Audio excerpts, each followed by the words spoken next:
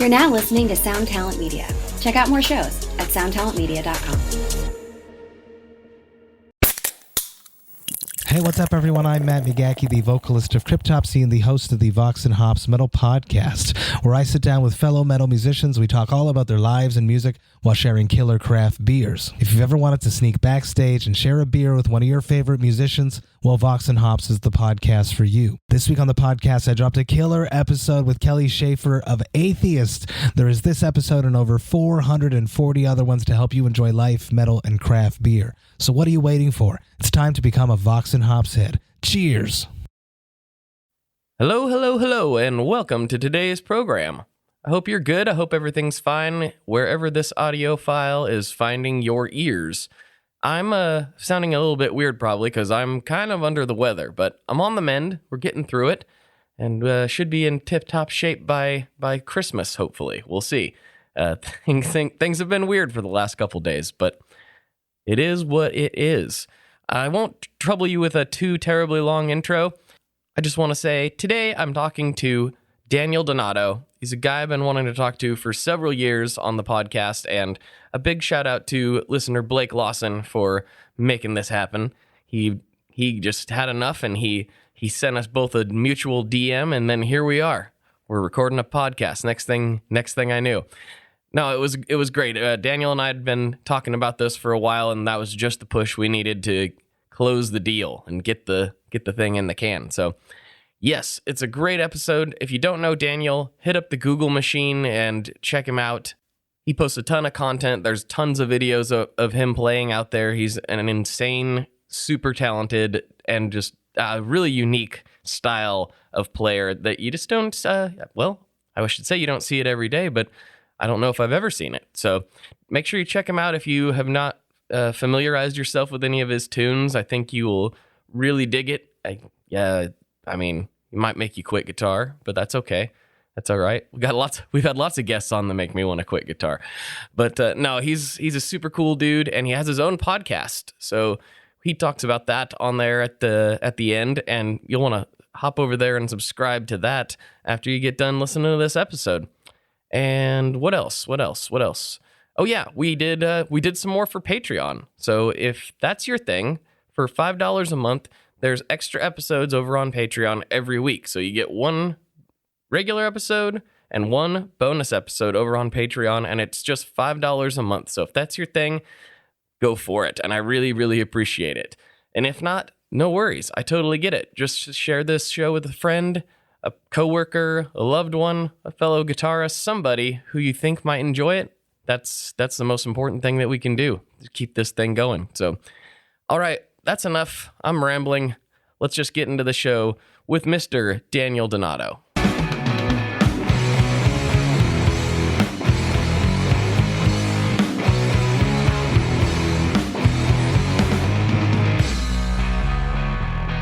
Hello, everyone. Welcome back to another episode of the Tone Mob Podcast, a show about guitar tone and the people behind it. I'm your host, Blake Weiland, and with me today, I have none other than Daniel Donato. What's going on, dude?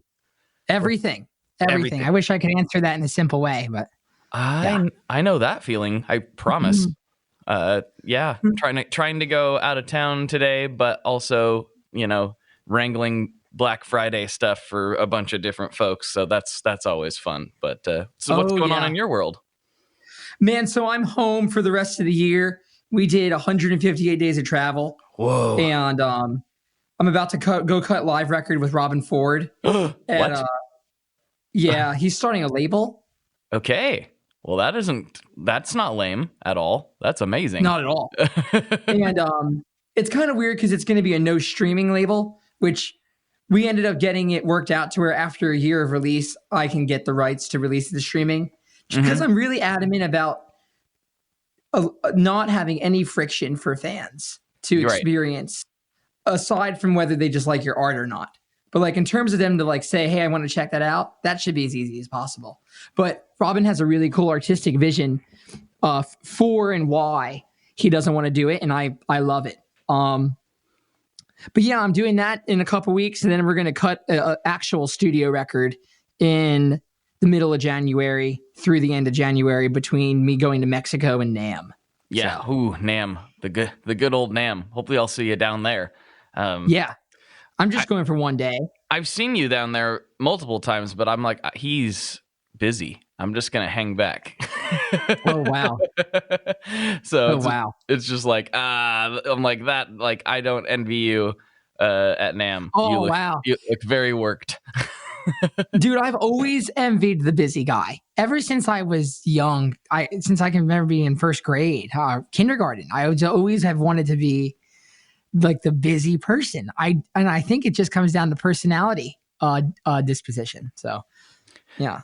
I mean, I like staying busy. I definitely don't like having nothing to do, which that hasn't been a problem for many, many years. So I guess that's an illusion. Yeah. I guess We've never heard that. Yeah. But yeah, at NAMM, I it's so busy already, but I've always, I'm from a different planet than you are. It's like, I'm just like there to see people that I get to, I'm really only there at NAMM. Like I'm going to know about all the gear stuff already pretty much, like the internet has kind of made that not as important as far as like a source of news, but it's like all my people, like all the people I talk to all year on the internet or on the phone all converge on this one conference. And so it's like, oh yes, hello. That's what it is for me. But you are like playing at booths, running around with cameras. Like what your NAMM experience seems vastly different than mine. Yeah, it's pure content time at NAMM. You know what I mean? It's just a pure landscape where everything can be shared with the world. Yeah. Yeah. Well, let's curiosity with gear has sorry, what were you going to say? Oh, I was just going to say, no, go ahead and finish that thought and then we'll dive back a little bit. My curiosity with gear has dismally declined as I get older. And I receive all the gear that I could ever ask for. And it's like I want less and less. And even the desire to like create new things, I feel less and less. So there is like that weird thing about NAMM where the whole point is the fact that it's for buyers and that there's new products and there's new innovations, which I'm always for innovation, always. But yeah, like to go find a new overdrive pedal, a new amp, I'm not into it really much anymore. Yeah, I get that. And it takes something kind of special for me to get excited about, I guess, the basics, I kind of know, I know what I like for dirt pedals. I know what I like for amps. Totally. And so it's kind of like, I'm like, I've got that covered. I mean, I still get excited about things because I'm just a hyper gear nerd, but like, but I can understand your point where it's like, I kind of like, I got those bases covered, but like when somebody comes out, like I'm always salivating over like whatever Chase Bliss is doing or something like that, because it's like, that's going to be new and like I've never heard of that before type of thing. That's we all can respect genius. We all can really respect when someone actually innovates, and that is an innovative thinker. Definitely. Joel. Definitely. Yeah. And a sweetheart. Everybody loves Joel. Yes, he's the man. Well, let's take a step back a little bit because this was actually I have some questions from the Facebook group that we'll get into a little bit later, but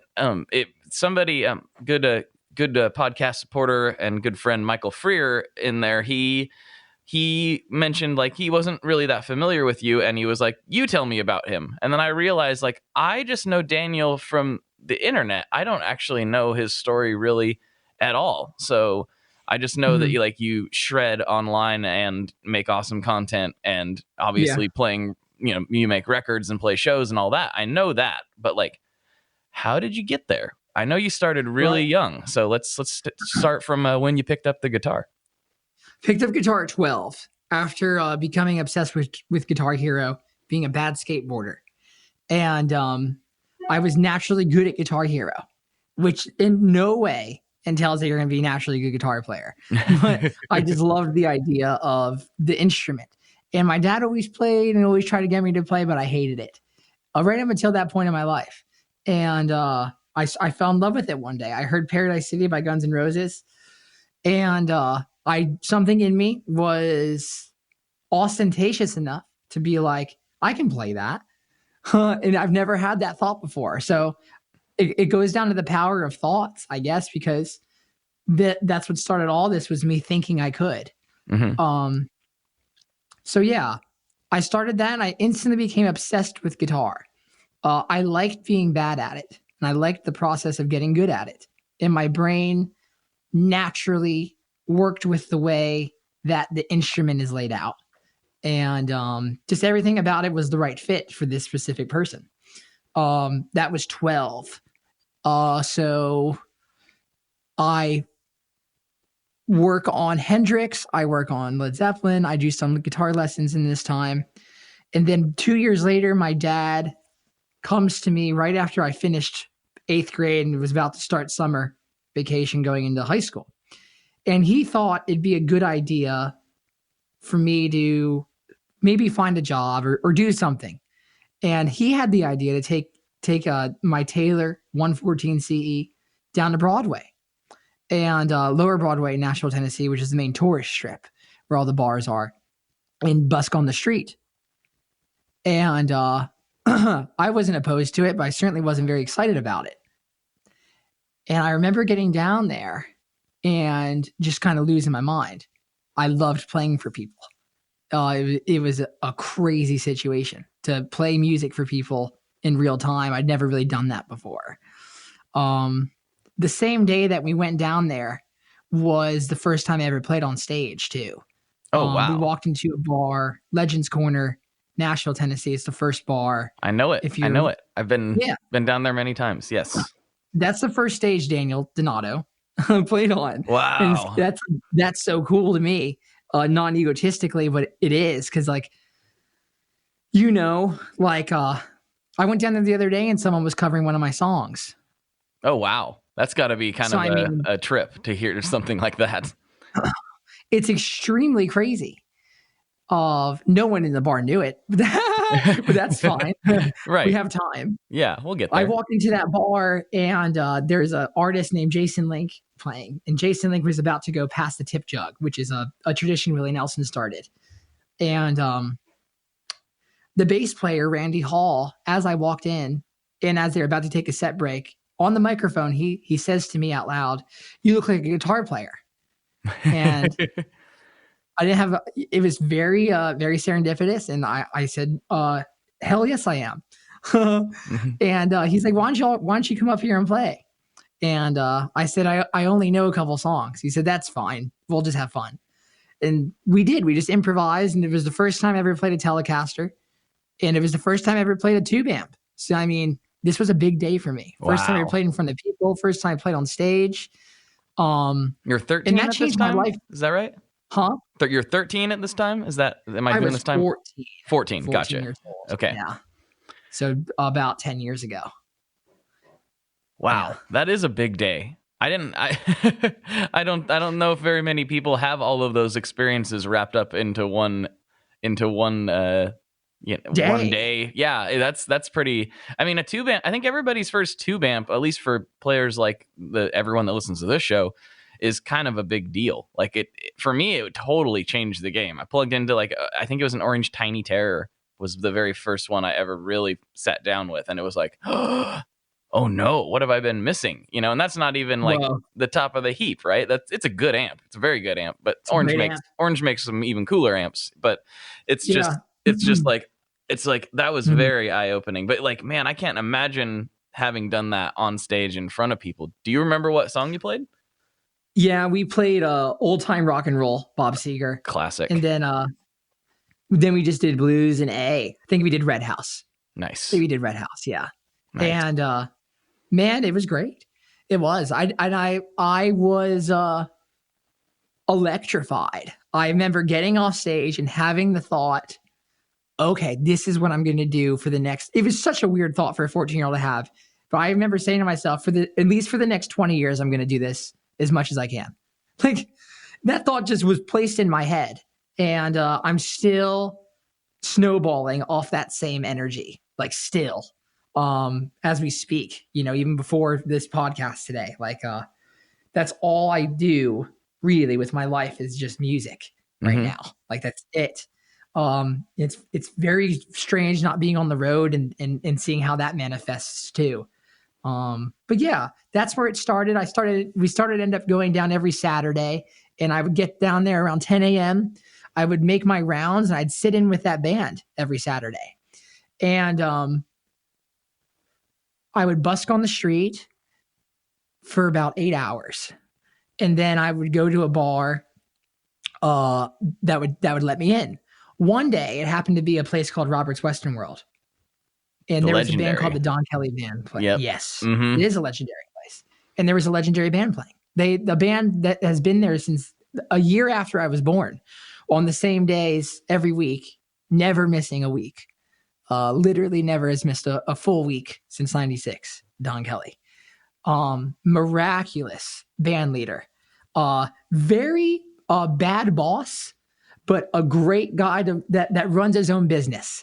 And I learned a lot from him. I eventually got to work with him. I saw this band that day, and it changed my life. It was the first time I'd ever seen a guitar player up close who really had a lot to say. And it was JD Simo playing in the band. Are you familiar with JD? I'm not, unfortunately. Oh my God. So yeah, I can't go on at all without mentioning the fact that JD was my first big hero. My first influence. There's a video of me on YouTube from that day when I walked in there and saw them the first time. And you can literally see me bawling in tears about 10 feet away from the stage as he's playing a solo. And it just changed my entire being, and it made me want to be him. And I went and saw them every week for about 3 years, and I would give them my business card every week and told them, if JD can't make it, I know all 85 to 100 songs that you guys do. Wow. And I did. And I still do, because I ended up getting to play the gig 464 times, which That's was incredible. an immense learning experience. We'd play for 4 hours each night. We would do 2 15-minute breaks and then 1 20-minute break. And so, I mean, that changed my life. But I got to see them every week. I'd go and see them. That's how I got into country music, was through that scene downtown on Broadway. And I got to play in that band, and that's how anyone in town who knows me came to know me. And yeah, I think that's pretty good summary. I stopped playing down there when I was in 2015, and I went and started touring on the road at that point, and I was 20 years old, turned 21 on the road, and I've been doing that ever since. That's really funny. The summary. This makes a lot of sense now. So I was trying to think. So not my first time in Nashville, but my first time as an adult in Nashville was 2015, I believe, or so. Wow. And maybe 2016. I can't remember the timeline exactly. But my introduction to you was strangely through Brian Wampler's Chasing Tone podcast, when they had the old hosts on. They were talking about you playing at Roberts, and I looked up some YouTube videos and stuff, like, oh man, this dude is killer.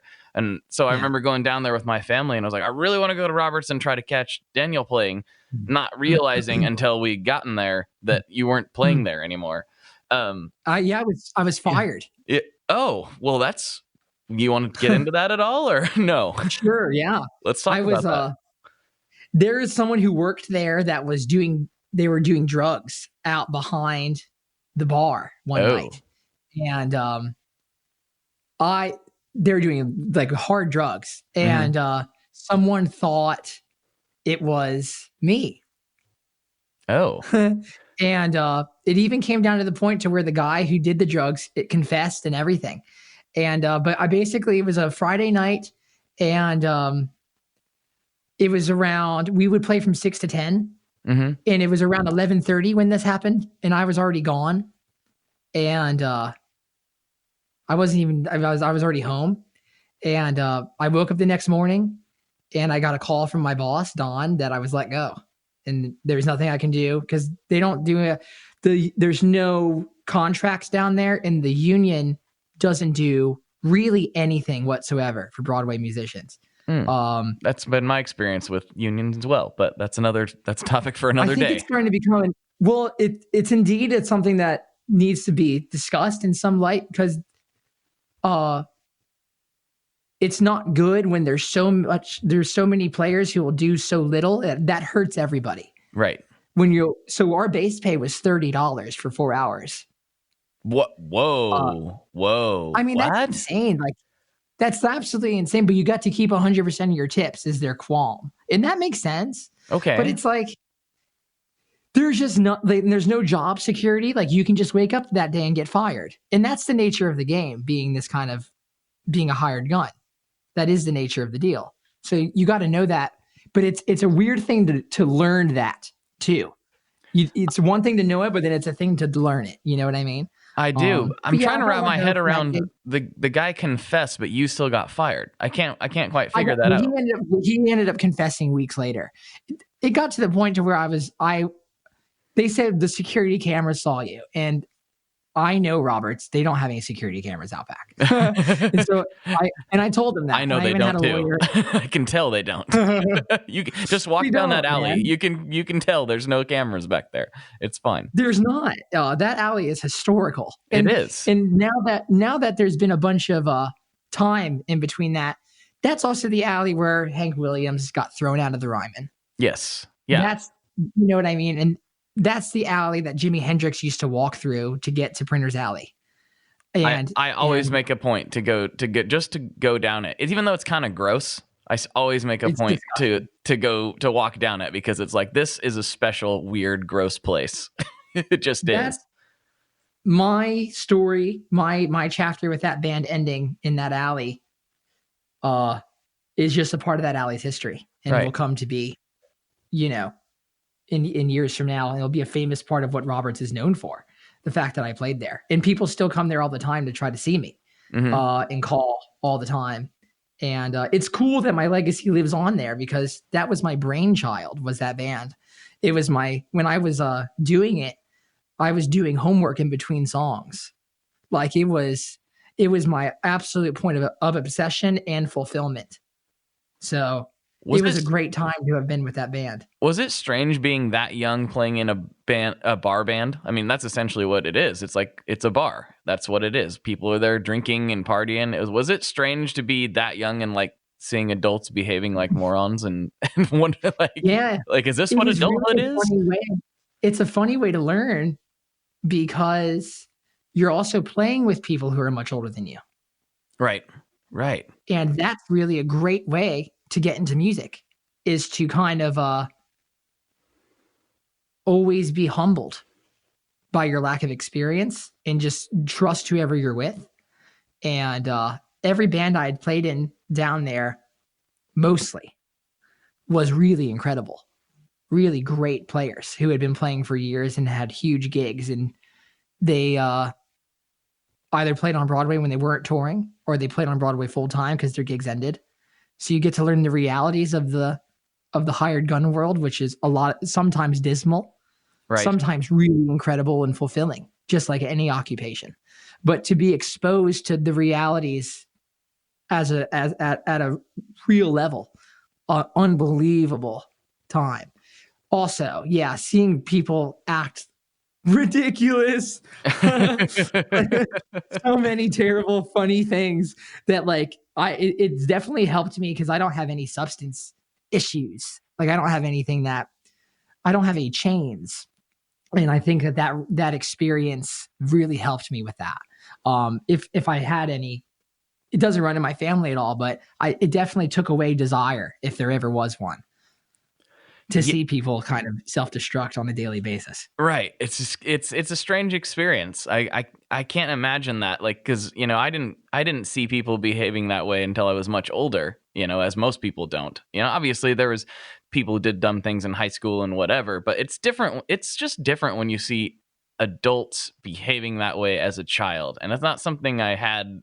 And, obviously you were a much more mature child than I was, I guess not child. You're a teenager. That's probably not the right word for it. But like, underage regardless, right? It's different when you see 40-year-olds, like 40-year-olds act like this. It's like, what is going on right now? Like, why are you're supposed to be an adult? It's just strange. So let's sidestep things a little bit. Let's talk about the gear. So the first time you played a Telecaster was obviously transformative. That kind of has become your Champ 100. All right, there you go. So that becomes kind of a transformative experience. That's like what you're known for that's like your weapon. What do you love about the Tele so much? I put out a book called New Master the Telecaster. Oh, you did? When I was 18. I'm behind the times. I did not know that. That's all good. They still sell it. It's a great book. But the Tele is the thing for me. Yeah, that's my voice. Yeah. Now is there a particular, like, it seems like you tend to prefer the traditional style Teles, but maybe you can get into the details behind some of your favorites. Specifically, somebody in the Facebook group was asking about your Surf Green Tele. That was Matt Kimes was asking about what model is his Surf Green Tele. There you go. What model is a 62 Journeyman custom shop, and I got it when it was brand new. A guy named Robert Knight got it for me from Guitar Center. I think he bought it for me, or he got Guitar Center and gave it to me. And I got it after I had already built a guitar with my dad that looked like that guitar, because that guitar had been at Guitar Center for years, and I'd go and play it every week. I loved this specific guitar. And it was in the vintage room, and Tony, who works still there, he's the man, would always let me play it. And I'd put it back, and he knew I was never going to buy it, but he'd still polish it off for me and give it to me, let me play it, plug it in. And so much so I loved the guitar. I built one that looked like it prior because I couldn't afford it. Got the guitar, and it's been my main guitar ever since.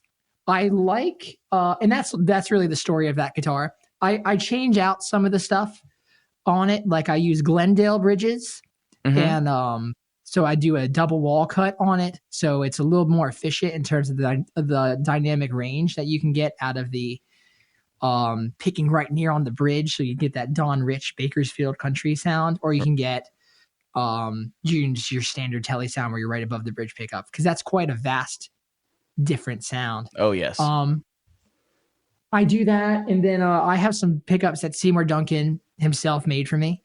It's just like a one-off pair that I've had in there for I think 2 years now, that are just like they're the best ones I've ever had. And that's it on that guitar. It's really just I've always wanted to have the guitar that guitar players have. Sorry for that noise if that came through. So I remember seeing it live at El Macombo in the basement at my old house in New Jersey before we moved to Nashville. My dad would play it all the time, and I was maybe four or 5 years old at this point. I remember thinking, even that was like, what is that instrument? Right. Like that. What is that thing? It just had a attraction to it. And same with Slash's Les Paul, like especially the one he played at Madison Square Garden with Michael Jackson. It's like all these guitar players have their one guitar, and I wanted that guitar. And something in me, I resided to the fact that Tele was going to be that guitar for me. When I saw it the first time, I just knew it. And I think we're at how many years later? We're approaching 7 years now, 8 years now with that guitar. Yeah. And lots of dates and lots of albums, lots of notes played on that particular instrument. That's amazing. Yeah, man. A lot of people inspired too. You know what I mean? It's like the Cosmic Country mission. A lot of people are they're hopping behind that now on social media, and that guitar is the start of it. Crucially, instrumentally. Yeah, but I like Teles in a traditional way, because I don't see why you would try to upgrade a Tele when you can just go get a guitar that was designed for modern efficiency. That guitar was designed that guitar was designed to satisfy the needs of the times in a really efficient way, a simple American cheap way. And that's cool. And I don't really find much efficiency in modifying it. The Acoustasonic Telecaster is marvelous. I can't believe how much I liked those. I seen those come out and I was like, boo, that's not going to be cool. And I played one. I was like, oh, I was wrong. I'm eating crow on this one. I even publicly was like, that's dumb. Yeah. Those things are so cool. So cool. It's Tim wrong. And everyone in the Nashville team, as well as the team that's not Nashville based. There's some real inspired people who work at Fender and Fender does a great job at curating great minds. And man, that guitar is an absolute great example of such a thing. But Definitely. I would rather get a PRS or honestly like a Music Man guitar. Those two brands, oh my God, those are the most efficient modern guitars. And so I pretty much, and D'Angelico, they make great guitars as well. But in terms of like efficiency, the Tele is not an efficient guitar. No. And it shouldn't be really. You know what I mean? And that's kind of where I reside with that vintage style, as you had mentioned. Gotcha. Speaking of the Music Man, Co Schneider was asking about that Albert Lee signature you had a while back. Kind of what ended up happening with that thing? I still have it. We're talking about like a macro plan to do a signature model one day. Gotcha. So whenever the desire is there and it could be a lucrative endeavor, then we would do it. And so that was me just brainstorming out loud with a guitar, and they built it for me. And it's basically an attempt to get the Bob Weir multifaceted pickup selector, not by toggle switch, but by like knob per pickup. You turn pickups on and off. Right. So you have the ability to essentially turn on all three. That's the thing. And it also the design, we put 3 single coils really close to each other. So it emulates the sustain and the sound of a pedal steel. And that also gives you more real estate between the neck and the neck pickup itself. And that is the direct throaty vocal like range on the guitar. If you ever pick up there, you can hear that. And that's exactly what a pedal steel always is doing. Hence the signature sounds on it. And so I was trying to emulate that as well. Jerry Garcia was a pedal steel player.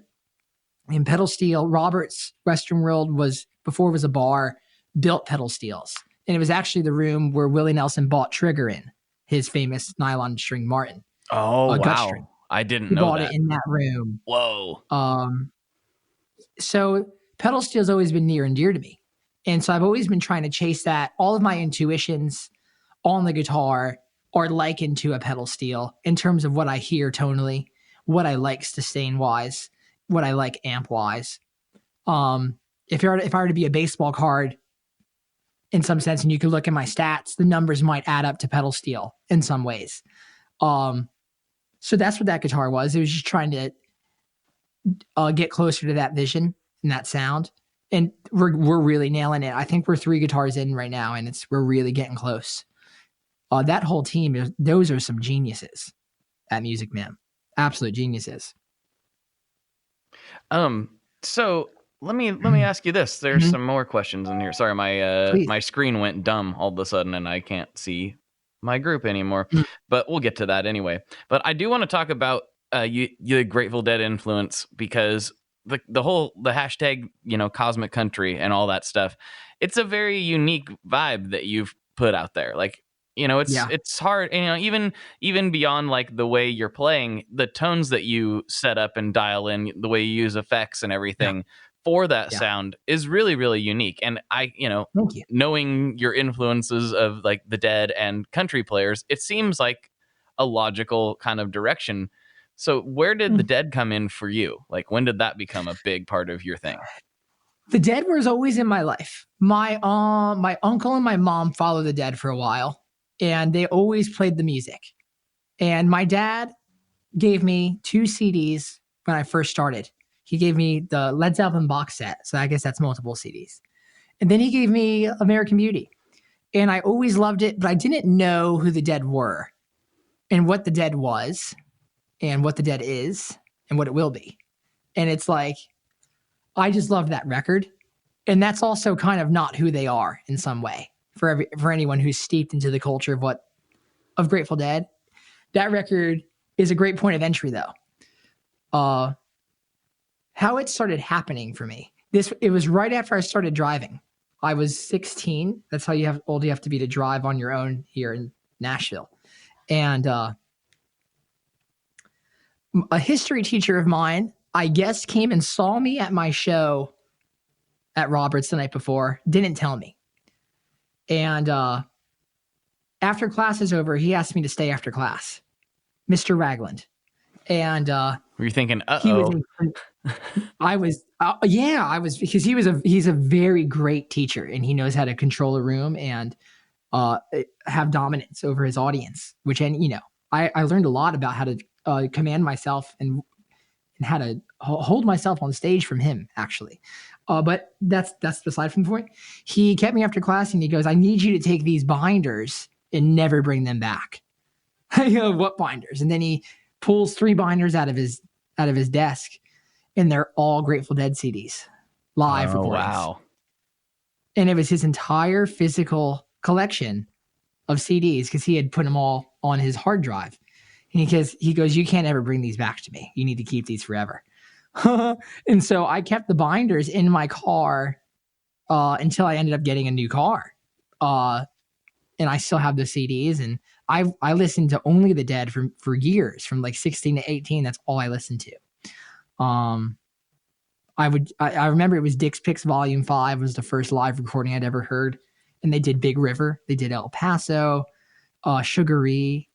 It was insane. But I guess that was a nice serendipitous thing that had to be, was him giving me that collection of music. He never said why, which was very strange. And I've asked him since, that I can't get him to respond. So I don't know. That's interesting. Yeah, he knew it was going to be important, though, somehow. Like, I did, man. Yeah, I guess he did too. Not sure. That's really interesting. So when we're talking about getting that, you know, that cosmic country tone, what is your rig, you know, generally looking like? Obviously Telecaster, obviously fairly clean amp, but what about your effects? I have a signature compressor with Keeley Electronics, acts as a limiter. That's crucial. A phaser, a slapback. Those are the sounds that you would need for the tone, for the country tone. But it's also a lot of different kinds of reverbs. I use 4 different reverbs each night, and then I'll use 3 different delays. So I love covering ground in the spacey sense. Yeah, that's a big deal. Right. Filling the space. Filling, right, totally. It's not so much a southern rock sound, so I do indulge in a lot of overdrives, but it's usually natural overdrive. But yeah, those are the main lighthouses in terms of the sounds. It's going to be a phaser, Waylon Jennings inspired. It's going to be reverb. I like to look at reverb in terms of how young and how old it feels. So there's newer reverbs, the shimmer. That's a big one for me. I use variations on that. I use the Keeley Caverns. And then I use an H9 for satisfy any more abstract reverb sounds. And then Phase 95 for my phaser. We're working on doing a custom cosmic phaser though with Keeley right now too. And yeah, those are the main things. Really heavy compression. That's a big influence from Brent Mason on those 90s records that he played on. Of course. But it's got to be a Fender amp or a Fender style amp, at least for me. It's just like the best amp ever. Do you have a preference on which Fender style? You have Princeton or more a deluxe reverb? Like a pro reverb. I don't like a Princeton live. I like when Kenny Vaughn uses the Princeton live and Marty Stewart does. It doesn't work for me though. And this is the part of myself that is very strange, where I have to compromise with myself, because there's things I want on stage, but then there's things that I simply just do on stage, and like certain pieces of gear won't jive with what I do on stage. And I'll find myself like getting an amp and trying to force that into my live rig when it simply doesn't work, because this is who I am on stage and how I play. To feel fulfilled with my playing, I need to get a certain thing out of what the tools I'm using. And it ends up being a Fender Pro Reverb. But right now I've been using an amp made by Elliott Guitars. That amp is insane. It's pretty much the best amp aside from my Pro Reverb that I've ever owned. It's absolutely ridiculous. I think it's Adam Childers is his name, or Childers. He built that and designed that amp, and it's absolutely insane. What are the specs on it? Well, right now it's the simple. it's a simple one knob EQ, just tone, which I want to work on. I want to go Fender style, at least do bass and treble, if not a middle, like they did getting into the 70s. And that is really it. But what it is a Bassman up front, and in the back end of the wiring, it's like a plexi, which I didn't know until I got the amp. But I could swear it doesn't feel like that at all, because I've never really liked Marshall amps. So I don't know if they just missed it, or maybe it's just my perception, but it just reacts like a Fender amp. You hear John Mayer talk about an amp reacting, and then you hear Paul Reed Smith, and I just asked Paul this the other day. It was like, it's basically what is the natural compression of the amplifier, and that varies from build to build. So I'm thinking that it compresses like a Fender, which is, I think that's the thing that I love, is the way that a Fender reacts, i.e. the way it compresses.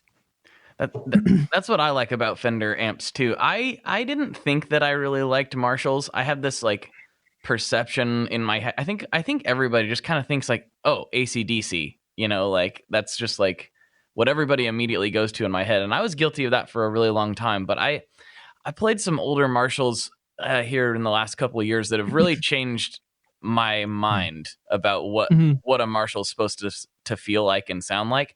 And I think you might be experiencing some of that too. It's just like, oh wait, if I don't max the gain out on this and just like turn the master volume all the way up if they have one, you can kind of get that Fender thing out of them in some ways, because Marshall's original designs were pulled from the Bassman.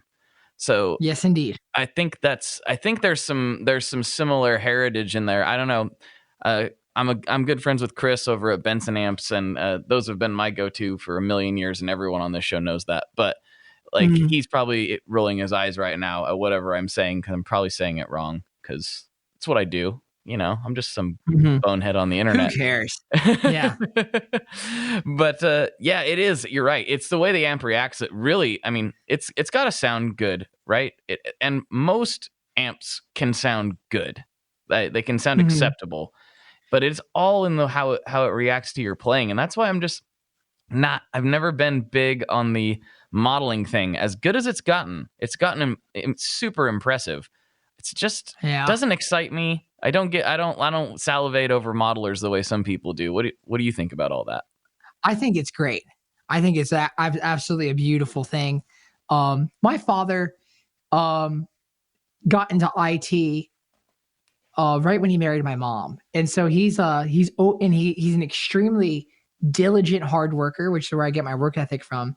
But he's always enabled the perspective in my life that technology is a good thing, and that you should always at least know what's going on, whether you agree or not. You need to divorce yourself from the reality, from the personal, I don't like this, I do like this. You need to just take in what the landscape is, because odds are the masses will always move towards technology, because technology makes things easier and faster and more efficient, generally speaking. Right. So with guitar, we're experiencing that in real time. In the engineering of the instruments, we see that with Music Man. We see that with, also with Fender. We see that with the Acoustasonic. But it is a weird thing. It's kind of they're kind of kicking you in a bad spot when the profiling thing is getting as big as it is, because it feels weird. It's a weird, different thing. And I don't, playing wise, that's again highlighting there's a guy in me when I'm on stage that's very intuitive, and he's very caveman, and he does not like the profiler. He doesn't like modeling. But the thinker in me does. So I just got a Helix coming in the mail.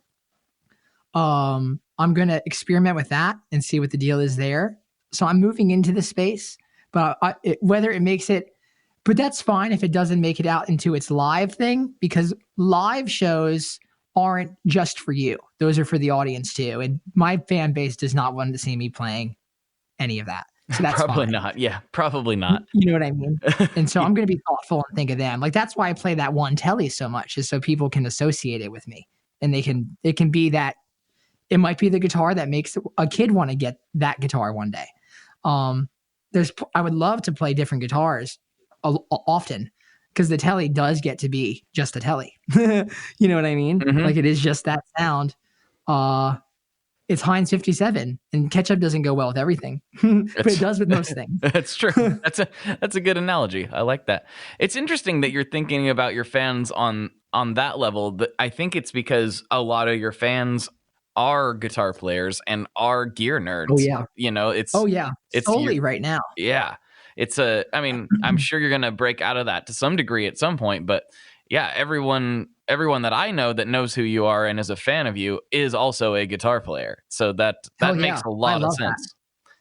That's crazy too. It's like I meet a lot of players that get down on that and they wish there was a different demographic involved in their fan base. But it's like the fact that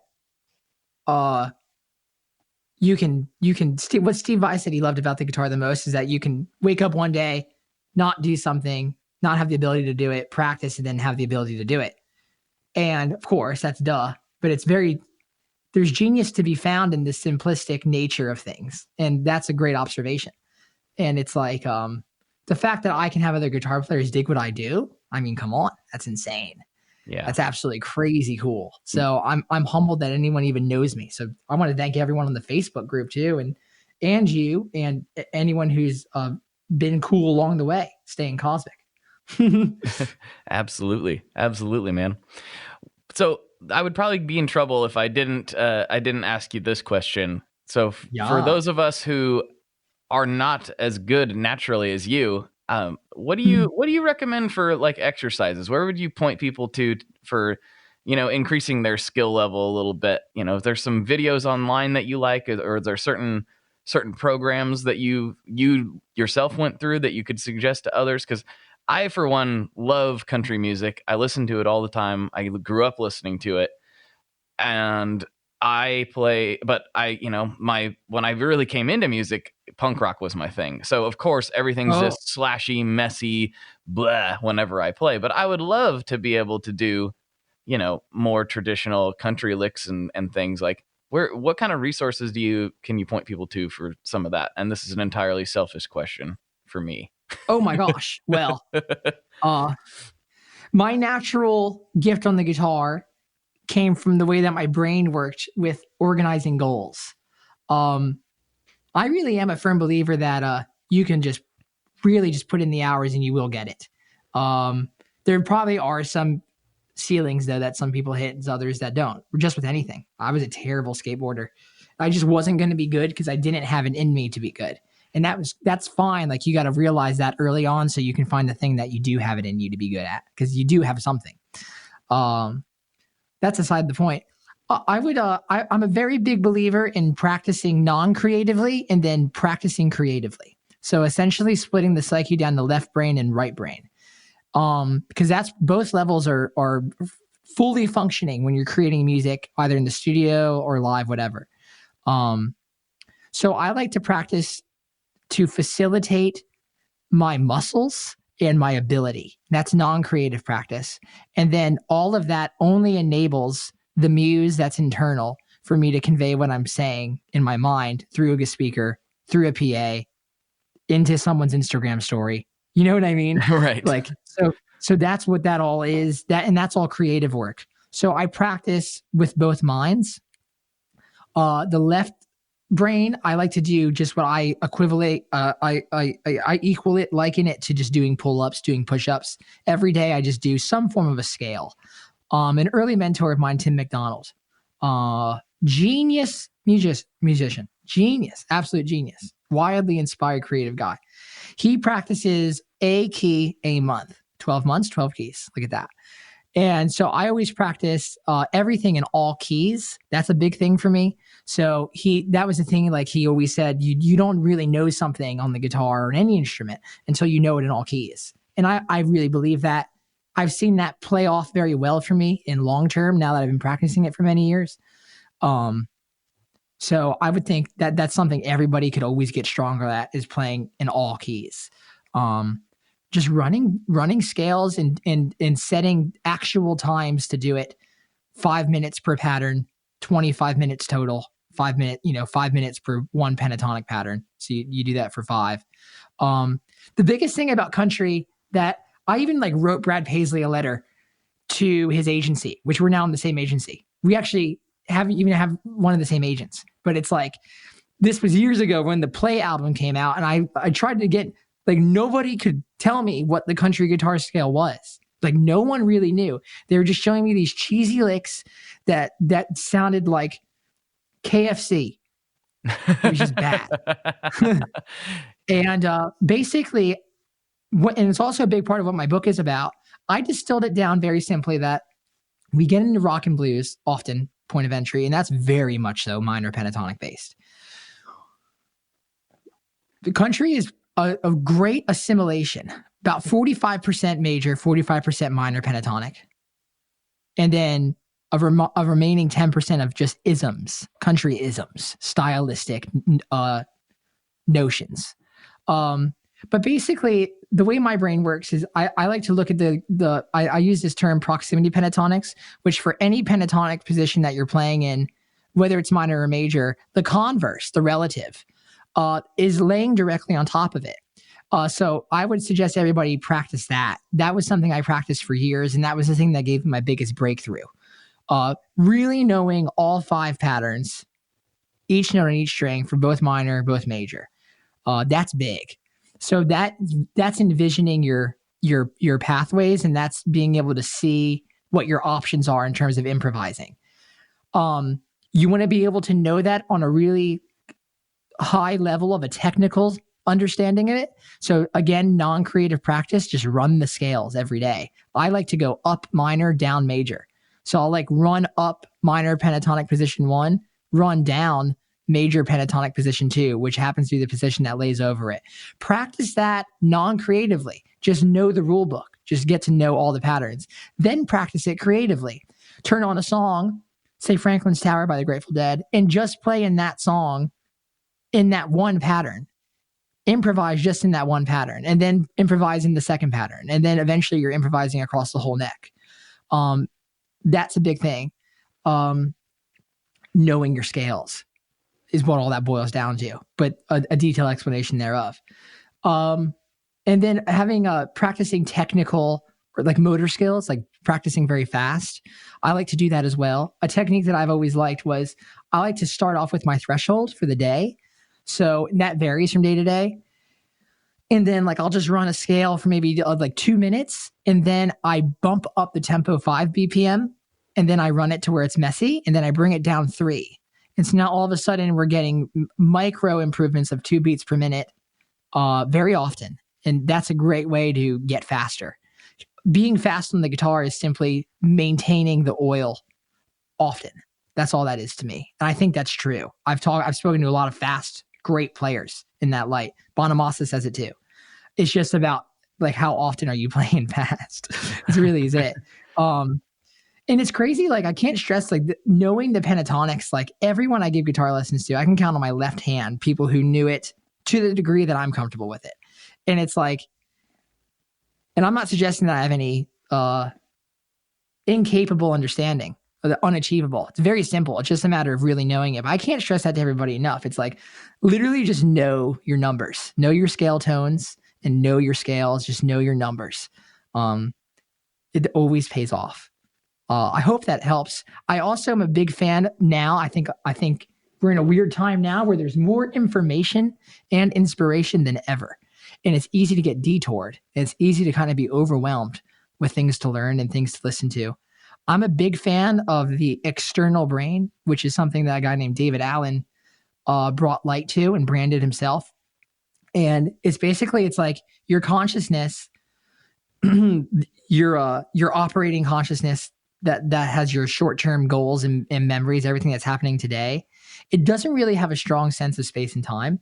So if you keep all these goals and ideas and things you want to do in your head, it kind of just starts to look like a messy desktop screen.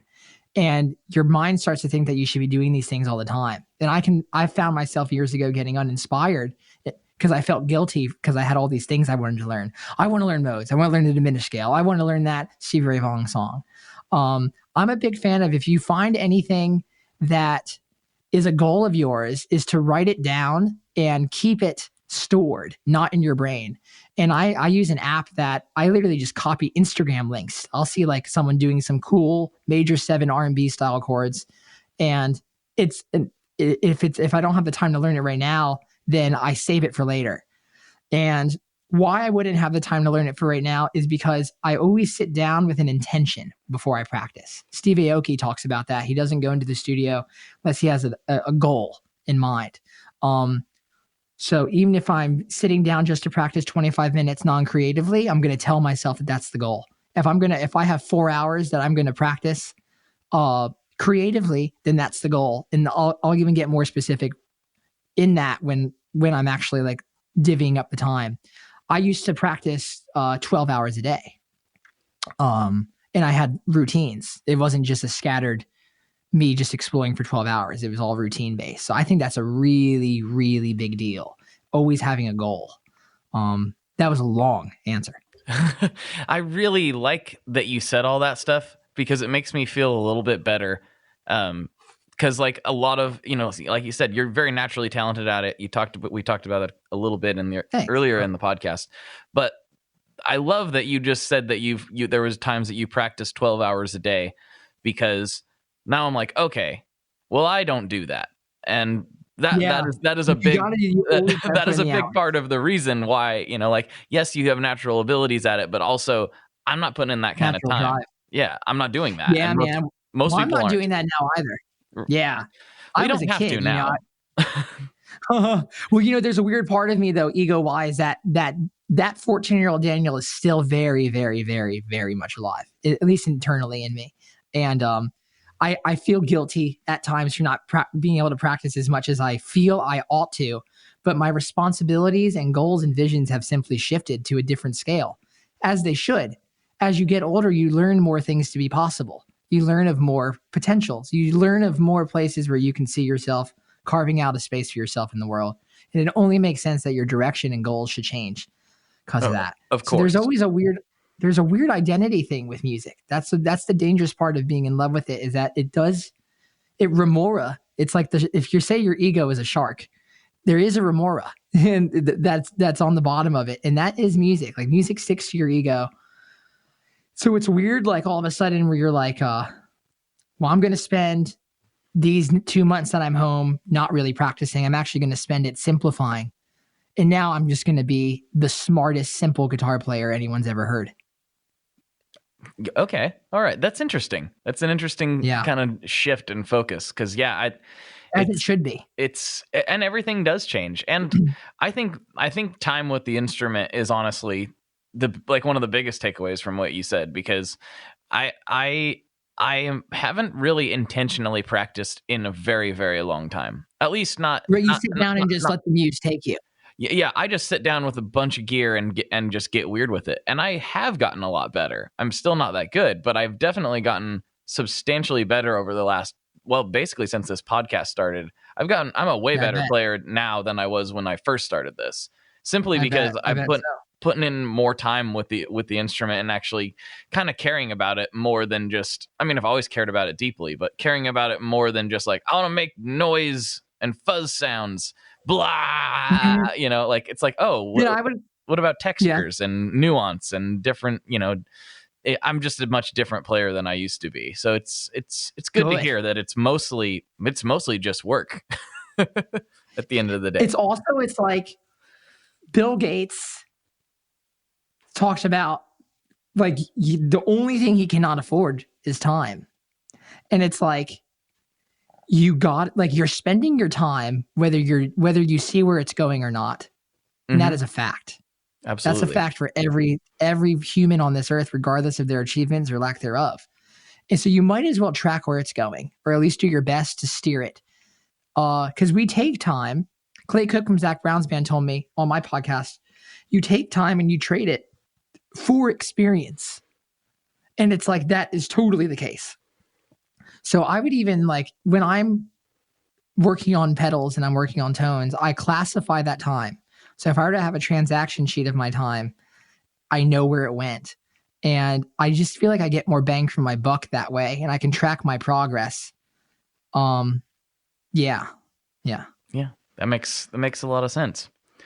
All right, well, we're winding down to the last few minutes of the episode, and I have a couple of classic questions for you that are I ask everybody. So, I want to thank. Did I thank everyone though? That's crazy that people in the Facebook group actually cared enough to ask me a question. All that means the world. Oh yeah, it means the absolute world. People are very excited about this episode. I don't always get a chance to. Well, I shouldn't say I don't get a chance to. I often forget to ask the group for questions when I have a guest coming on because my brain's not that smart, so I just forget sometimes. But I'm also a bit paranoid about it because the first few times I did it, I had some guests I was really excited to talk to, and I knew that people in the group would be familiar with them. And then every time I would ask the question, I'd get a bunch of questions, and then something would happen, and we'd have to reschedule or something, and then those podcasts just eventually never happened. And so I got kind of like suspicious about it for a while. I think we've broken the cycle. I've done it a few times recently, and we've been able to pull it off. So I'm starting to be less scared of the curse of the questions. But anyway, excuse me. Sorry about the cough. Classic questions. Here we go. This is just two classic questions. The first one being what is your favorite Boss pedal? The pink delay one with the nice chip. Oh, the DM2. Yes. It's a good choice. I like that one a lot myself. That is a great pedal. Great question. You like the classic one or the new Wazacraft version better? The Wazacraft. I love the Wazacraft. Again, going back to not having friction for anyone who consumes anything you do. Genius move on Boss's end. Oh, yeah. So they don't have to go buy some pedal that has some terribly shitty 9-volt adapter that's all broken in the back for too much money. You know what I mean? And there's just been years of Velcro removed from the back of it. So it's just like that's all of old Boss pedals I've had have been that way. I actually have an old Brian Wampler modified Boss. I guess it was a 2. And it was before he really launched Wampler in a big way. And so that physically is my favorite Boss pedal. Gotcha. But in a general sense, it's that, I think that whatever delay model you mentioned. Yeah. Good call. Good call. All right. Oh, this one kind of ties in. This was actually going to end up being a little bit of a two-parter because I forgot about one of the questions in the group. But we'll go with the classic question first, and then we'll go to the last question. Yep. So this is the big one. This is the one that people get real fired up about. What is your favorite kind of pizza? Oh, so I recently stopped being vegan. Okay. So every pizza. Ruka's Pizza from Seaside Heights, New Jersey, the town where I spent all my summers growing up. That pizza is my favorite. Pizza is like Elton John, where it's like it's in your memories of childhood and life. And so I liken like pizza to like a specific place. Gotcha. Yeah. Because they're from a specific part of Italy that does a certain thing with their sauce and a certain arrangement of the ratio, and it just works very well. So yeah, got it. Very good choice. All right, and then this. Can I change my answer to Michael Scott and say Sbarro? Yeah, if I'm in New York. Well, it's a classic New York slice, of course. Yeah, that's This might tie together. So Emily Harris, who has her own podcast called Get Offset, everybody should check that out. But nice. she asked, have you ever had Donato's Pizza? Oh, of course I have. Yeah. Okay. In Bowling Green, Kentucky. Yeah. They bring pizza boxes whenever I play there to the show. Nice. That's awesome. Big deal. Yeah. I love Donato's Pizza. Yeah.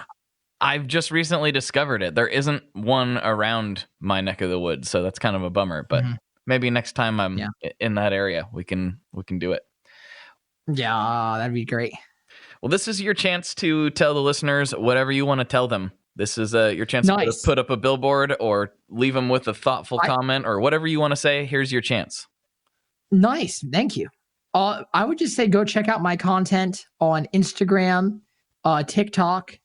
I have an email list where we do free tabs every month. The Cosmic Country Club. That's on my website. Spotify. I have a new single coming out on December 20th. And my podcast, The Lost Highway. I think that everyone who listens to this podcast would very much so dig that podcast. Yeah, but Instagram's the place. I post something on there pretty much every day. Facebook as well. Nice. The only platform I'm really not on is LinkedIn. I'm on pretty much everything else. Sweet. So check me out everywhere. Sweet. And that's it. Lost Highway and subscribed. And subscribed. Thank you. YouTube's big for me, and touring. I'm just everywhere. Nice. You're grinding hard. I like it. I like that a lot. Thank you.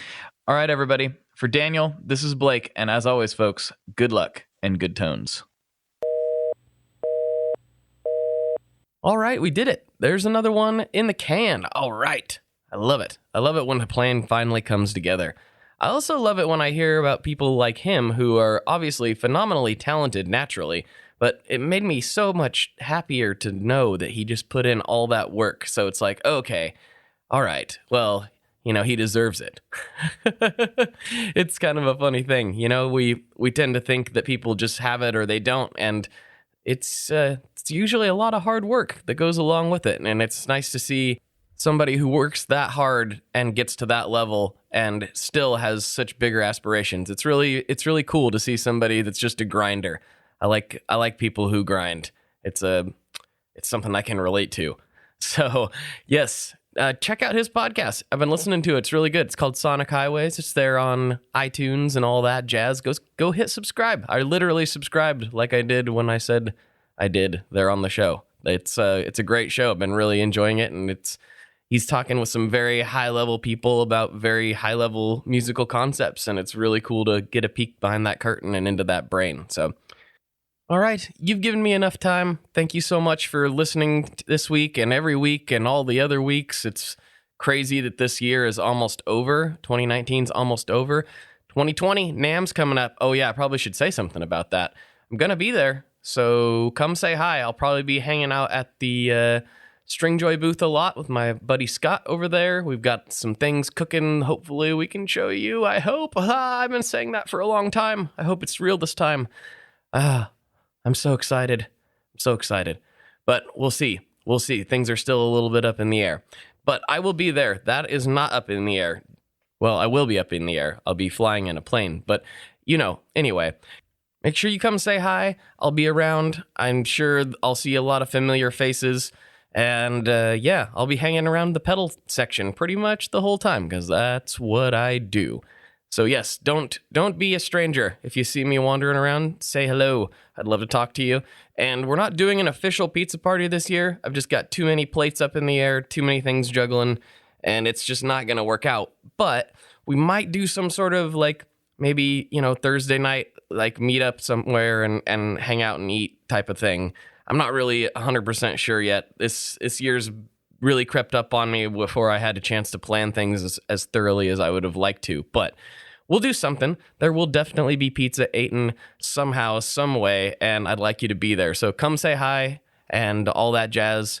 I'll see you at NAMM. Bye. One last thing before we totally sign off here. I just want to remind you that if you do any shopping at Stringjoy, that's Stringjoy guitar strings made in Nashville, that will help me out as well. As I've said for years, I'm heavily involved in that company, and I really do think they're making the best products on the market. So if you would like to try custom strings, go to tonemob.com/stringjoy and check them out today. I seriously love what the team down there is doing. I help them out with all kinds of things, and by you supporting them, you are also supporting me as well. And hey, you need some strings, so why not get some custom strings just for your guitar and playing style? Again, the link for that is tonemob.com/stringjoy, and that will take you right to their website, and you can do all your shopping through there, and that will help everyone involved out. So thank you very much. Talk to you next time. We are brought to you by the wonderful folks at Gun Street Wiring Shop. Yes, Gun Street Wiring Shop. I've talked about them before. I used to say based out of Bend, Oregon, but guess what? Sean moved to my neck of the woods. Sean's in Portland. Sean is awesome and has helped me with a bunch of stuff lately. And if you have wiring needs for your guitar, he can help you too. If you want to get weird with it, he can get weird. If you just need to spruce things up a little bit, there's your guy. He takes all the guesswork out of doing your guitar wiring, and he makes it simple, and his customer service is top-notch, and I can't say enough good things about Gunstreet as a company. I really respect Sean and what he's all about, and the product is top notch. I've got 3 different guitars that now have Gunstreet harnesses in them, and I could not be happier. So go to gunstreetwiringshop.com and check them out.